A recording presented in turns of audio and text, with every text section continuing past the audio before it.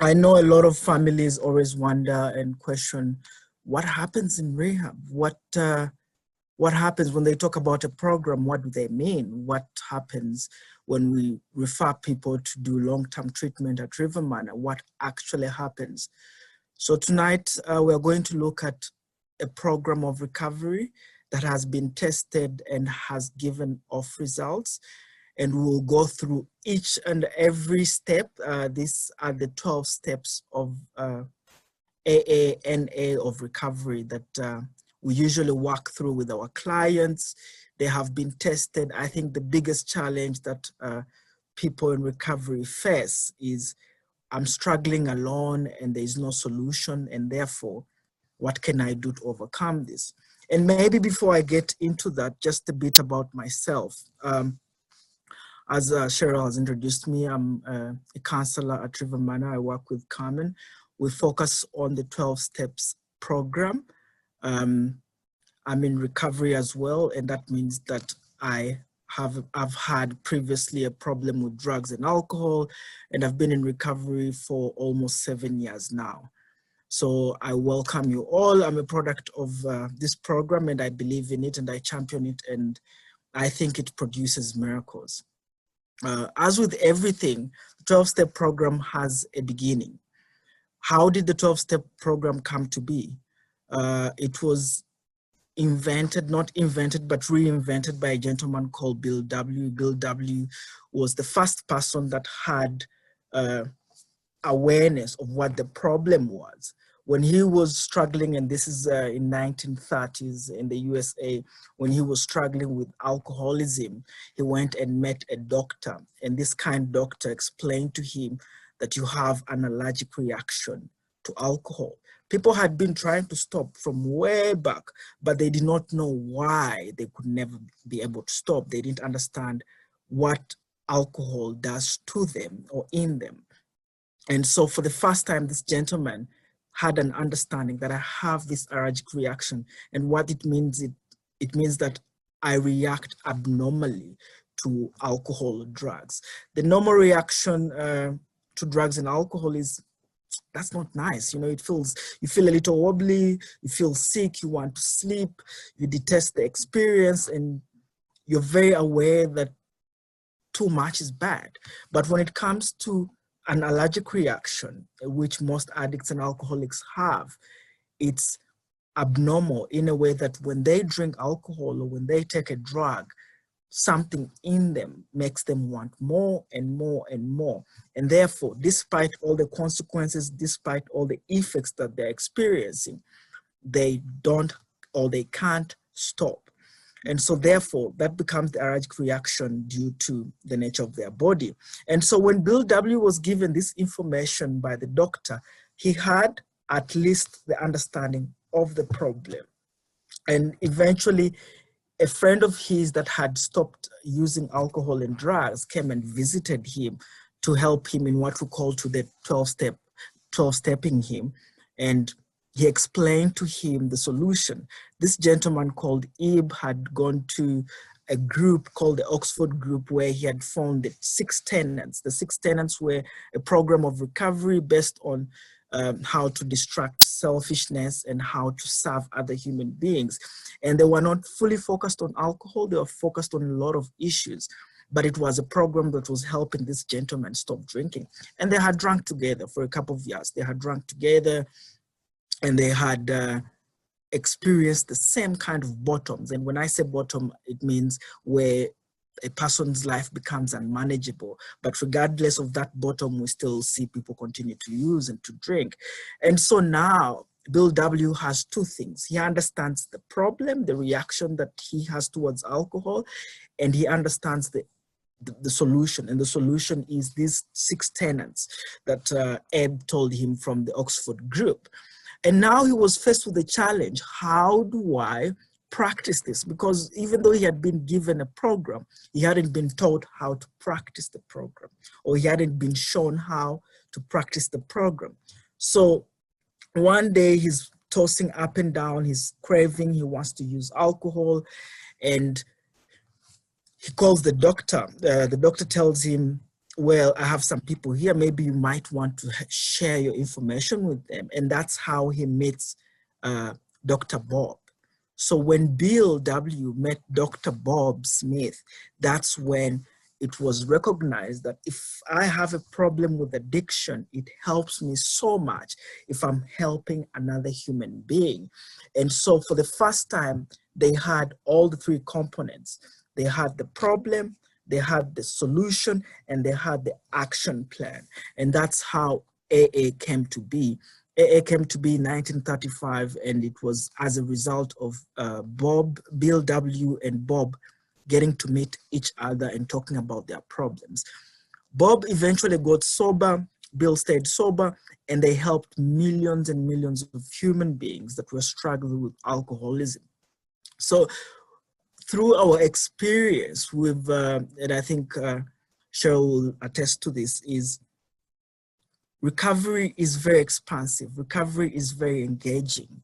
And what that means, it means that we create different programs and different measurements and different skills and different tools for different human beings, because we are all different. But usually 99% of the people that get into the program and do the program get incredible results. And that's why we use the biopsychosocial approach when we are dealing with our clients, because the social aspect, the bio, we deal with it with the psychiatrists and the help of the psychologists and the social as well.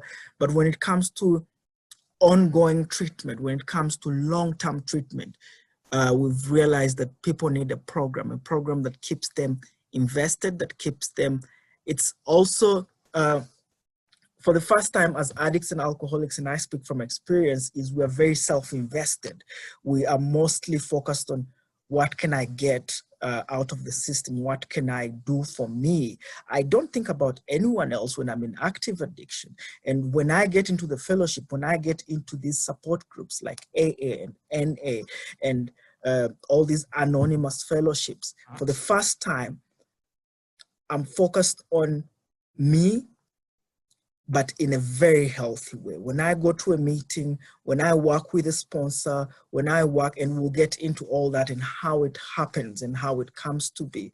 I'm going to share my screen, and hopefully we can all see a breakdown of these 12 steps and what each step requires and what each step means.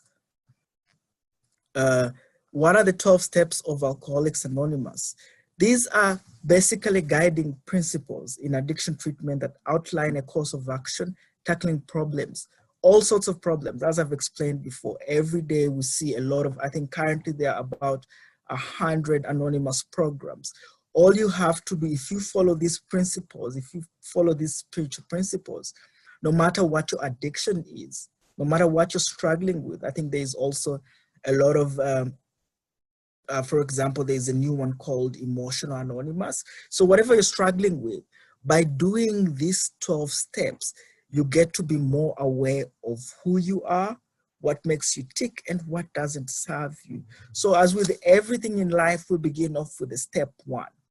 Usually step one is experienced before it is actually done. A lot of people, by the time we come into treatment, we kind of sort of know we have a problem with alcohol, we have a problem with drugs, and our lives have become unmanageable, but it's family, it's friends, it's everyone else telling us that we have to look at what the damage we're doing instead of us doing. So when people come to us, the first thing that we do in the first 28 days, and sometimes that's not even enough, that's what we focus on, and that's a step one. In order for me to move forward, I must admit by myself that I am powerless over alcohol, and that when I drink alcohol, when I use drugs, or when I act out in any behavioral stuff, my life becomes unmanageable. And the evidence of that unmanageability sometimes is me coming to rehab. Sometimes there's what we call a pre-treatment chaos, pre-treatment chaos, when, you know, I've sold my mother's car, I'm running away from debts, I'm trying to manage life, and I'm really, really failing. And the main principle around step one is hope. The first word is we. For the first time, you have to realize that, okay, I'm not alone in this situation. There are a lot of people that have been through this, and they're saying we are powerless over alcohol. Obviously, as with human nature, the moment we talk about powerlessness, people are thinking, how can I be powerless? I've been able to accomplish a lot of things. I've gone to school, I have a job, I have a family, I have all these things. We're not taking that away. But what we're saying is that you have less power when it comes to alcohol. Your choice in deciding whether to drink or whether to use is less. And the reason is that you have a problem with, you are an addict or you are an alcoholic. It's very empowering. It's very empowering for any client that comes to us to take that step. That's why, and it's also the foundation, and that's why we spend a lot of time, because once you do that foundation step, then it empowers you to make the other steps. And we go through that. We do the 60 and 60 stories, and sometimes in those stories, you'll find people are not acknowledging their responsibility. And if they're not acknowledging their responsibility and their unmanageability, then it means we have to do this again. But once the step one is done and the person is able to do a step two. Step one is the only step that you're required to do 100%. When people relapse, when people go back to using drugs and alcohol, it's because they forgot the powerlessness that they have in regards to alcohol and drugs. And what that denial does, if I forget that I have a problem with alcohol and drugs, I'm going to assume mentally that I can have a drink and there won't be problems. Maybe there won't be problems initially, but over time, I'll end up in unmanageability phase. If you have any questions as we go ahead, please use the chat box. And maybe at the end of this, we'll be able to answer specific questions. Okay, so step one, we assume you've done a foundation. Usually what happens is, with the help of the counselor, with the help of the therapeutic team, will help you to understand that. Because as an addict, I'm not looking at myself, I'm looking outside. If the government did better, if my folks did better, if my friends treated me better, if my wife treated me better, I'm not able to look at that. But when you come in treatment, the therapeutic team helps you to focus on yourself and realize what role you have played in your circumstances. And then we get to step two. Came to believe that a power greater than ourselves could restore us to sanity. So came to believe, it's a process. Usually, obviously, when it comes to spiritual terms, there'll be a lot of stances around that. There'll be a lot of, but the basic thing that we say is that when it comes to drugs and alcohol, you are unable to control yourself. And because you're unable to control yourself, you're unable to act sanely. When we talk about a power greater than you, we don't mean specifically any religious connotations. No, we are saying believe. Even me talking to clients, sometimes all we use is good order direction, and that can be your God. But you have to believe there is something. You can call it universe, you can call it whatever it is, and it's a process. And usually it's a process that as people stay sober, as people stay clean, that realization comes to them. They find this relationship which helps them to live life sanely compared to when they were in insanity.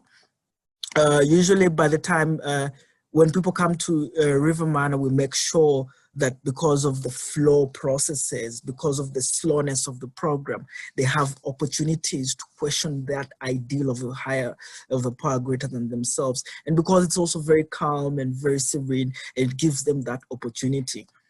Okay. And then we get to step three. If you have found a relationship with that higher power, and that higher power is dependent on how you understand them. If you have started at least coming to, then you make a decision to turn your will and your life over to the care of God as you understand Him. And I think this is one of the most amazing things about the 12-step program. They're not saying my grandfather's God, or my government's God, or my father's God, or any God that they're telling me, as I understand that higher power, as I understand God. It means that whether I'm Muslim, whether I'm Buddhist, I have to make a decision to turn my will and my life. And we can break it down further to look at what does will mean. Will means what I am thinking. What is my thought? How do I think of myself? How do I think of others? Am I really, really thinking of others in a very productive and healthy way? Or am I thinking of others in a very selfish and dishonest way? If I think of a greater good or a good order or direction, my values are changed. How I perceive myself are changed. How I perceive others, that is changed. So you have to surrender, and usually this is a long process as well, because it comes with spirituality and it comes individualistic nature, where at the end of the day, you're first with the decision: should I go on, or should I make a new way to find a new way of life? And usually what happens is, because we've experienced step 1 and step 2, it has prepared a person to get to step 3. And then we get to step 4, made a searching and fierce moral inventory of ourselves. I think this is the most interesting and most uplifting experience any individual can go through. I think as human beings, we all need sometimes to slow down. Life is so busy, it gets overwhelming. We get caught up in, the nitty-gritty of life, and we never get an opportunity to look at ourselves and see how our values are in disarray, or how we have messed up in some way or another. So when they say made the searching and furious, it means it's not going to be easy. It's going to be hard. I mean, I just came into treatment. I'm struggling. My mom is angry. My father's angry. Everyone is angry. And it's their fault. It's not my fault, right? But if I'm going to stay sober, they're asking me, well, moral inventory of me. How can I look at myself after all the guilt and the shame that I have? I don't want to, but I am sober now. The assumption is that maybe I'm sober, maybe a month, maybe I've transitioned to River Mana, and maybe I'm 2 months sober. So I start slowing down and thinking, what did I do wrong? How can I change that? And it's not more about, as human beings, we're both good and bad, I presume. It's about, because of addiction, all the good is buried. I'm not a bad person. I just have this bad drinking problem that makes me treat my folks like I don't care about them. So what step 4 does, it unearths the good. It brings out the good qualities as well. It helps me to stop and look at, okay, what are my character flaws? What things can I change in order to plan for my future? Because if I'm going to stay sober long term, and that's the priority of recovery, is that we don't stop. Everyone gets an opportunity to stop, but how do we stay stopped? I need to slow down and look at what things lead me into trouble and how can I change them. Okay, and that's step 4. Step 4 is usually we'll have people struggle, but our team is very, very professional and qualified, and we usually support them at that time. A lot of things usually come up, but because they're in the safe space, I usually tell my clients, think of this as a journey. You want to go on a holiday somewhere, let's say to the Caribbean island.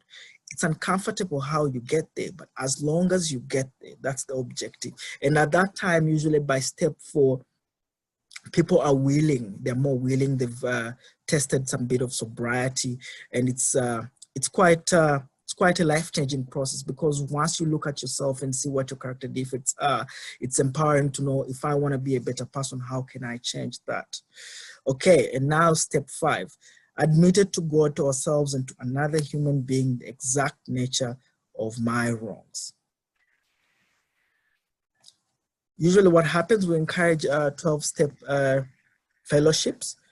When people leave River Mana, we encourage them, or when they join the halfway house, we encourage them to get a sponsor. A sponsor is a person that has been in recovery for a while and has gone through the 12-step program. And that person helps guide you on how to work the program. So when they say to another human being, that's what usually happens. And sometimes, because treatment involves a lot of aspects to it, sometimes people talk to their counselor, sometimes they talk to the psychologist, but it's all about, I don't want to carry this pain anymore, and I trust enough to share this pain with someone else. And when it comes to admitted to God, I think it's a principle that has been in existence for a long time, where there's that relief that comes with confessing your sins. And it's not confessing your sins, it's acknowledging that you're unhappy and you're struggling because of these things. Admitted to God, ourselves, and to another human being the exact nature of our wrongs. It's also very empowering for the first time to be able to look at, okay, this is my life, and if I want to move forward, this is what I have to look at, and this is what I have to change. That drives us into step 6. We're entirely ready to have God remove all these defects of character. As human beings, sometimes all we need is willingness and acknowledgement. And what usually happens is, okay, so I have all these character defects, but some of these character defects serve me. You know, some of these character defects help me to preserve my ego, to preserve my self-esteem. And some of these, I don't want to let go of them. But at the same time, I'm aware, because of my step 4, I'm aware that they cause me a lot of pain. So there's a willingness that comes with entirely being ready to have God or higher power, good order, direction, or whatever it is that is not you. Because if you were that powerful, you would not have a problem with drugs and alcohol. You would be powerful. We have already established that. So we come to understand that I need help in regard to getting rid of these character defects. And that good order direction will guide you through that. Humbly asked him. So step 7 is humbly asked him to remove our shortcomings. Finding humility. Humility is a big value in coming into recovery, and it's also to be able to accept, I'm not perfect, I'm struggling. Who wants to show up in rehab and say, I have a drug problem? Most of our clients have already admitted that to themselves. So when you come to step 7, you're admitting, you're applying the same humility and the same principle that you used on step 1 to say, I'm not okay and I need help, and you can only remove that help. Okay, step 8, made a list of all persons he had harmed and became willing to make amends to them all. So I've looked at the harms I've done to people. What Bill W. did was create buffer steps. So before I ask my higher power to remove my shortcomings, I have to be ready. Before when we're doing step 4, we were preparing for step 8. Made a list of all persons I had harmed, because when I was doing a moral inventory, I looked at the people that I've harmed. I looked at people that I have done wrong. I looked at who I've done wrong and what I've done to them. And so I make a list of all these people, and I become willing to make amends to them all. The willing is a process. Some people I don't want to make amends to, so we don't push it. But if I want to stay clean, if I want to stay sober, there's a price that I pay. And that price is destruction of ego. Ego, as I like to call it, is edging God out, which makes me think I am God. And I think the assumption in recovery is that you're everything except God. And if you follow certain principles, you give yourself a better chance of recovery and long-term recovery especially. Okay, so now you've made the list and you've become willing, and if you're struggling, and usually our clients will struggle, but by the time they get to step 8, they've been in treatment for about 3 months, minimum 3 months. So it means that they are ready and they are willing, and by that time it's not so hard. And if it's hard, there's therapy, there's groups, there's a lot of support that comes from AA and NA that helps them become ready. And now we get to step 9. May direct amends to such people wherever possible, except when to do so would injure them or others. This, if you've done a step 8, it means you've prepared, and then you come to step 9. It's about making amends. It's not about saying forgive me. They say the best form of amends are changed behaviors. And what usually has happened in our past is we have harmed a lot of people. We've caused people pain, and we really want to take away that pain. So what happens when you get to step 9, we don't aim to take away that pain, but we aim to rectify our mistakes. We aim to rectify the relationships. We aim to make these amends and whatever. And the support group, fellowship, is very helpful, because what happens is when we go to these meetings, you hear how people have done their step 9, and then you realize, okay, I'm not so alone. And maybe if I can work this program, maybe I can get the forgiveness that I think I need, or whatever support that I think I need from anyone that I feel I'm resentful towards. Okay, step 10 is a maintenance step. It says continue to take personal inventory, and when we were wrong, promptly admitted it. Recovery is a long-term process. If I do not change, if I do not maintain the change that I've garnered, and that's why we usually recommend long-term treatment and continuum of care, is that I will so easily go back into my old ways. So I need to be able every day, it's like a mini step 4. Before I go to sleep, I do a personal inventory.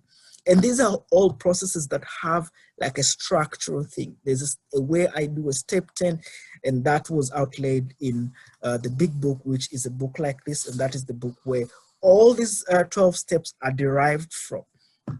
So continue to take personal inventory, and when we were wrong, promptly admitted it. That's a maintenance step. You go through that every day, and that's why you see once you put down drugs and alcohol, there's an opportunity for growth. And that growth does not come as a result of putting down drugs and alcohol, but it comes as a result of continuous work, continuous effort, continuous growth, being aware of what's happening around me, being aware of how I impact other human beings and how I can show up differently every other day.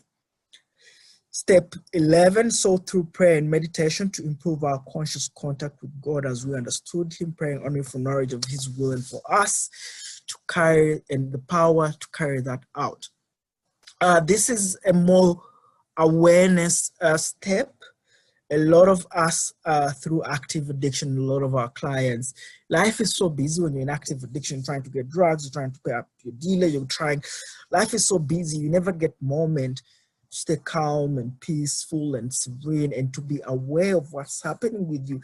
And also just to be grateful for the fact that you don't use anymore and there's growth and all that. So once you're going through a step 11, you learn to sometimes prayers, thank you, sometimes prayers, gratitude, sometimes prayer can be you doing some good gesture for someone else, but all you're trying to do is to connect more with the universe, connect more with yourself, and by connecting with yourself, you're also connecting with the human beings around and about you. And then that takes us to the 12th step, which is having had a spiritual awakening as a result of the steps. We try to carry this message to alcoholics and practice these principles in all our affairs. Recovery is a lifelong journey. Stopping the use of drugs and alcohol is just the beginning. The lifelong journey involves all people that are in recovery helping other human beings stop. And that's how the 12-step fellowship came to be, because one individual stopped using drugs and alcohol, and then eventually he was able to help someone, and those 100 people in 1935 have mushroomed into millions and millions of people in sobriety today. And that's what we call the 12-stepping. 12-stepping is when I get over myself, get over how shitty my day was, get over how I feel, get over any negative connotation that I might be having in my life, and participate in the fellowship by helping a newcomer, by setting up a meeting, by helping in any way that I can, as a result of having gone through the other 11 steps. And it's very important. That's how the fellowship, if you go on your phone and you Google AA or NAO, you'll find all these numerous meetings, and what those people that have set up these meetings are doing, they're doing what we call the 12th step. And I guess what all this means is that recovery doesn't end. And even though it has a beginning, the beginning doesn't happen when people come into rehab. The beginning happens way before, when they're in active addiction and they're going through their experiences and they're going through their pain and they're realizing, oh God, my life is unmanageable. And what we usually encourage is it takes about 60 to 90 days for clarity of the brain to return from drug use. And it takes a long time. Like when you come to 12 step, it's something that you have to do for the rest of your life. And what this does as a principle of helping others, I get over myself, I get out of myself, I focus on supporting others, because in that way I actively participate in my recovery long term. And I think that's the gist of it. So I know it's quite tricky, or it's quite complicated when you don't know what program happens, but that's one of the programs that happens at the farm. We give our clients worksheets to work through all these 12 steps. And most times by the time they finish, in about 3 months, they've done up to 6 steps. And then when they go into the halfway house, then they do their amends, then they start maintaining. It's very important that I practice all these 12 steps in a normal life. I can practice them if I'm in a rehab, in a setup, but if I do not do what we call the transitional stage of practicing these steps, then I'm not sure if it will work. So we usually encourage people, after you've done the written work in rehab, in the primary and secondary care program, then you transition to the halfway house, and from there you can be able to practice all these principles every day as you live, every day as you maintain recovery. Yeah, and I think that's it. Cheryl?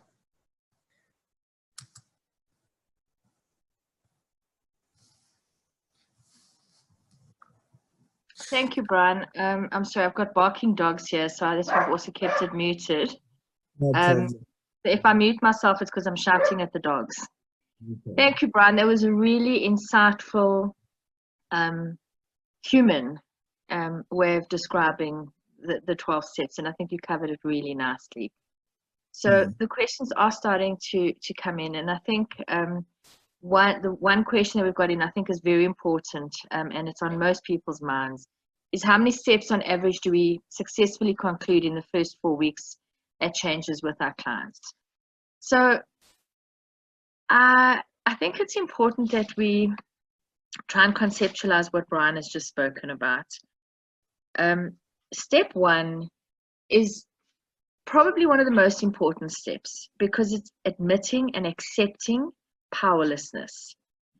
But I think it goes one step further, and I like to add acting to change.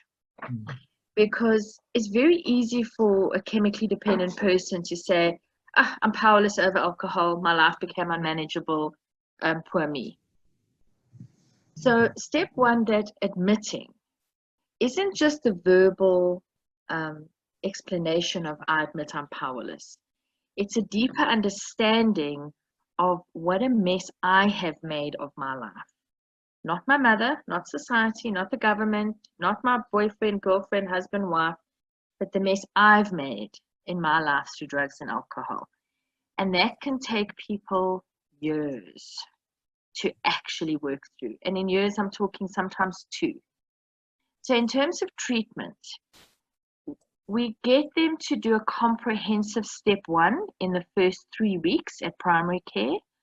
And only when they get to the Changes River Manor do they have more time and space to do step 2 till 6. I think some of them generally try and finish by the time they finish there in 3 to 6 months.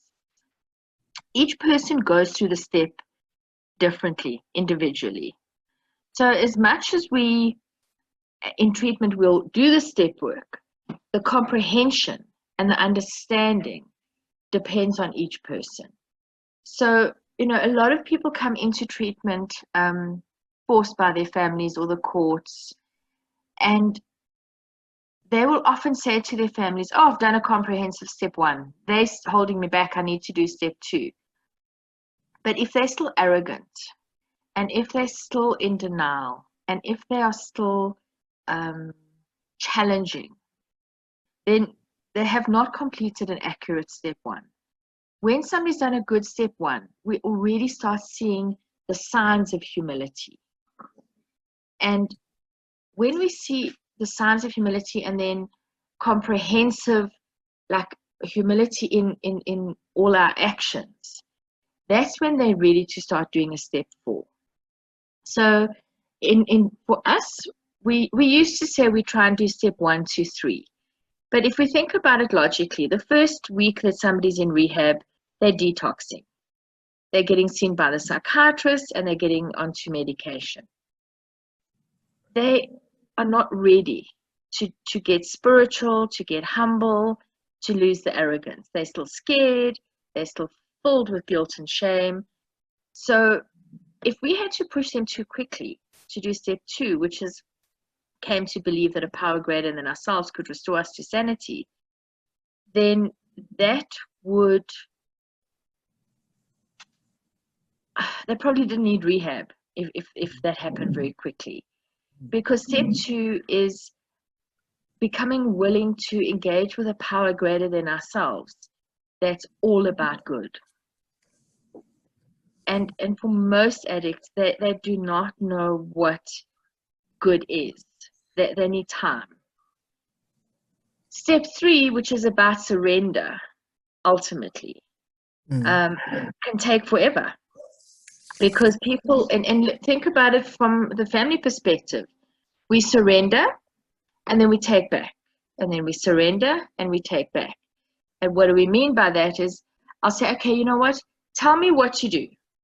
Tell me what you want me to do and I'll do it. And I say, okay, I want you to do long-term treatment, 90 meetings in 90 days, get a sponsor. Oh, no, I don't do sponsors. I'm not trusting anybody. So they're still holding on to levels of arrogance and fear. So the reality of this is the 12 steps is not 12 days, 12 months, 12 hours. It can take each person however long it takes them.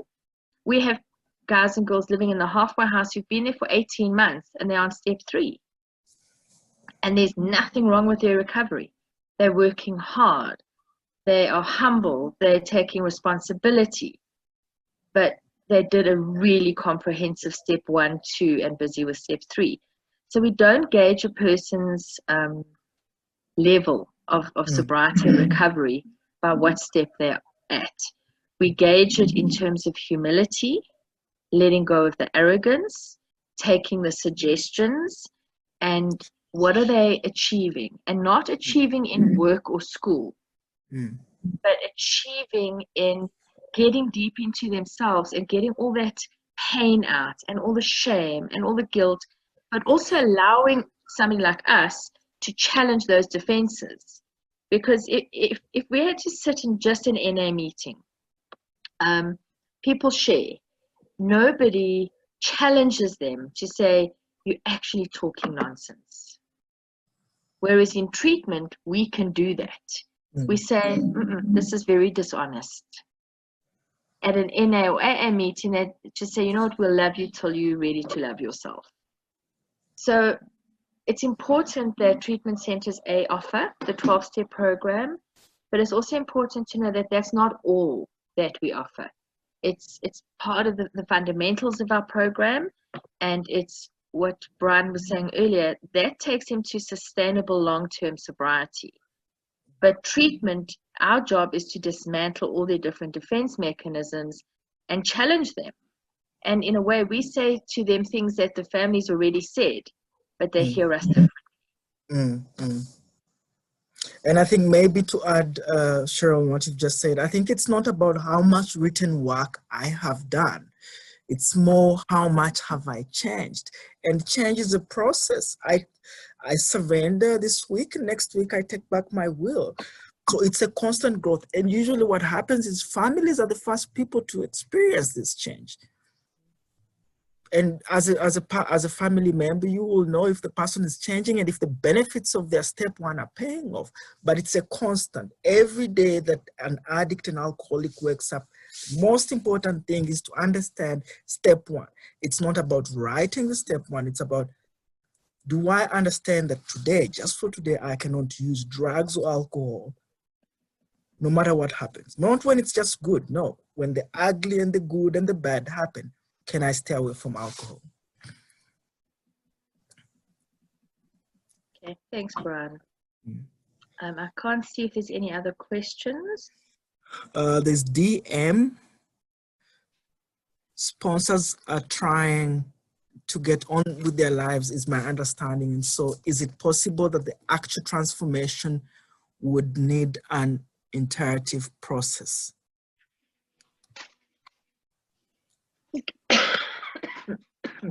Okay, so I think what I'm hearing in that is what roles do the counsellors, therapeutic team play, what do the sponsors play, and then of course what role does the addict play? You're right, sponsors do have their own recoveries to face and focus on, and they also are trying to get their lives back on track. So a healthy sponsor will give the sponsee specific boundaries. So a lot of people I know will say, phone me 5 o'clock every day. Every second Saturday, it's 11 o'clock, we'll meet and we'll work through your step work. I need you to fax me your written step work every other day, or screenshot me your step work. So they will give them specific guidelines in which to work. And generally I find, like with us it changes. We don't work in tandem with the sponsor, but if somebody says to me, my sponsor has asked me to do 90 meetings in 90 days, I won't override that sponsor. I'll support that sponsor and say, well, he or she obviously thought about it very carefully and I think it's a good idea, so please take your sponsor's suggestion. We've got to remember that the sponsor is a recovering addict or alcoholic themselves, and they've got their own struggles. So it's such a blessing and such a privilege for our loved ones to go into treatment, where they've got a team of professionals, many of them in recovery, but they've got the clinicians as well, the psychologists, psychiatrists, occupational therapists, addiction counselors, the recovery assistants, that we all sort of nudge them on their road to recovery. Because addiction is not just about, and recovery is not just about putting down the alcohol and drugs and saying my life's going to get better. Because most people will actually tell you once they first put the drugs and alcohol down, their lives got worse because they started remembering all the stuff that they'd hidden away from themselves. So things that they had done, things that had been done to them. And also, and you'll all know this from your own experiences, but your loved ones' perceptions are very distorted. So if you say good morning, an addict will say, what happened to the afternoon and evening? And you'll think, huh? Or you'll say, are you high? Did you use? And say, well, if you weren't such a terrible mother, you wouldn't be asking me this question. And then you're feeling all guilty because now I shouldn't have asked the question, but you had every right to say, are you high? So that's the work that rehabs actually do. We sort out the thought processes. We put them on regulated, healthy medication. We're able to call them out on all their nonsense, their denials, their defense mechanisms, their dishonesties, and we do it in a way that they start gaining insight, that when they get to step 4, they can take their own fearless and moral inventory. Not mom saying, do you know that you robbed me 3 times and you wrote off 2 cars? The addict is saying, you know that I robbed my mom 3 times, I wrote off 2 cars, and I stole from the insurance. So I think the thing that most of us as family members really shy away from is how long recovery actually takes and how long treatment takes. And I think I say this, probably my colleagues can vouch for me, I probably say this every day in the office. These damn medical aids only pay for 3 weeks, and people think that it takes us 3 weeks to help somebody get clean. It doesn't. We treat medical aid patients because that's what they are, the only thing they're willing to pay. But if you think about it, some of our loved ones have been smoking and drinking and using drugs for between 3 and 20 years. And then we want to sort them out in 3 weeks. And we can't, because addicts aren't stupid. They're very, very, very intelligent. And part of that intelligence means that their defense mechanisms are stronger. So to dismantle that means we've got to challenge that, and we challenge that on a daily basis. We can challenge one person every group for 3 days about the same thing. And on the 4th day, they'll still turn around and tell us the same thing they told us on day 1. You know, you're not an addict because your mother got divorced. You're an addict because you use drugs. No, I promise you it's because my mother got divorced. No, it's not because of your mother. You're an addict. And then you ask him on Friday, so how are you holding around this? No, I do use drugs, but it's all because of my mother.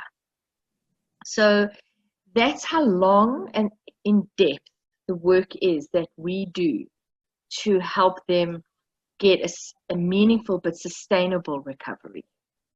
And I think something that we all hate to hear is that it's a relapsable disease. And, you know, I often use this example, and my client knows that I do. She was on about 60 days of sobriety, and I was pushing her to do step 1, and her sponsor was pushing her to do step 4.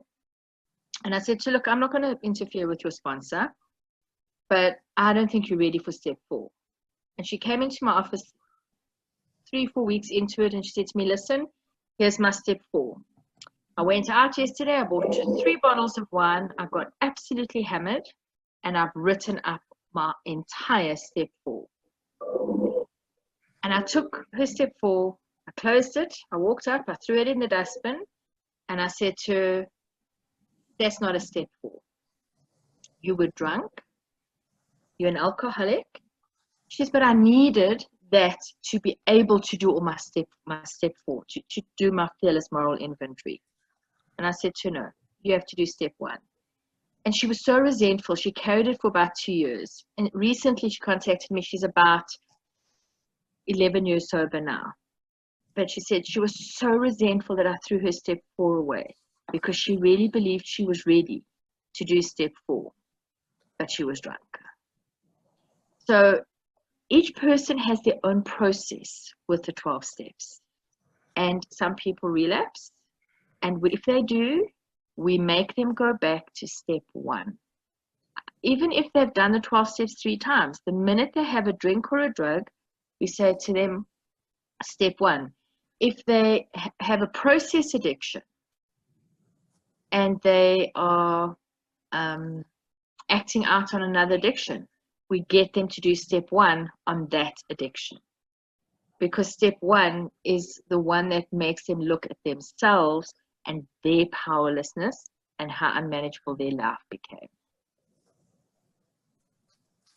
Okay, there's another message, Brian. Do you want to? Yeah. At what stage is an early emotional damage addressed? The damage that often leads to using in the first place. I don't know. Thank you, Deborah. I don't know if I'm saying this question right, but you're asking, there's an assumption that maybe this person has this early emotional damage, and maybe this early emotional damage is the one that leads to their continuous use. The damage that often leads. Okay, I understand that. Thank you. I don't think so. Addiction is a culmination of very many reasons. There's the number one reason that I'm an addict. I want to escape how I feel. I love drugs. There's that addiction. There's that reason. There's the biological aspect of it, that my body reacts differently to alcohol. And therefore, when I drink alcohol, I mean, and I'll give an example. I grew up in the same homestead with my brother, and he never ended up alcoholic or addict, and we grew up under the same circumstances. So the reasons that I used to become an addict, or the reason why I used, was because of my mother, because of my father. My brother didn't use them. And I think what this entails is that we could point at the emotional damage, but if it's not the reason, because there are very many other reasons, then we need to work holistically with every other aspect, from their biology to their psychology to their social backgrounds to their transition phase, to their values, to there's a lot of things that need to be arranged, because we can't focus on one thing as the cause. And sometimes we think maybe that's the cause, but that's not the cause. I'm an addict. You give me something, anything, and I'll use it as a reason to stay in active addiction. So, and that's why our team, I think, is very transverse. We have 12-step programs, we have the psychiatrists on board, we have psychologists, we have yoga masseurs, we have all sorts of, because I don't think there's one fix-it-all solution, especially if it's something that has anything to do with emotional damage. I don't know if I've answered. It's a great explanation. I sometimes very simplistically say to our clients that it's not that you drink to become an alcoholic. You're an alcoholic and you drink. So we treat it as a primary illness. And of course, 95% of our patients have got emotional trauma. Trauma is the one thing that all addicts do have in common. But it can be trauma from childhood, it can be trauma from adulthood, it can be trauma from addiction. So whatever they present to us in treatment, we work with. But it's not about, because we've got to be so careful. If we work in a way that the addict thinks that he's an addict because of his trauma, he may not get sober. He needs to see that he's an addict, he has trauma. If he works through his trauma with the 12-step program and holistic treatments, he can find recovery. You'll often, if you speak to your loved ones in the first sort of 3 or 4 weeks of recovery and treatment, very often they'll start saying to you, oh, did you know that when you moved me from grade 1 to grade 2 in that funny school, that's where my problem started? Or do you know that when Dad died and you got remarried, that's where my problem started? So the reality is we've got to look at it in the biopsychosocial triangle, that sometimes there's a predisposition to addiction. Sometimes it's the psychological component. Sometimes they just landed up hanging out with the wrong crowd of kids at school, started smoking a bit of dope, the other kids moved on and they became addicted. So like Brian said, it's not one size fits all. But in the biopsychosocial, which the psychologists do, and then the psychiatrist does his or her own history taking, where we find the trauma, we do work with it, but it's not primary. The trauma is in addition to all the other work that we do in recovery. Because if we only focus on that and we don't get them sober, then they're going to leave treatment, keep on using, and then cause more trauma. So we put, it's the chemicals first. We've got to teach them how to put the chemicals down and stay down. And that's our biggest struggle in rehabs across the planet, is getting them to see that you love drugs. You are always going to have a component of loving alcohol and drugs, but you no longer need them. And you no longer need to escape. Because that's actually, in a nutshell, what addiction is. It's, I love to escape what I'm thinking, feeling, and experiencing.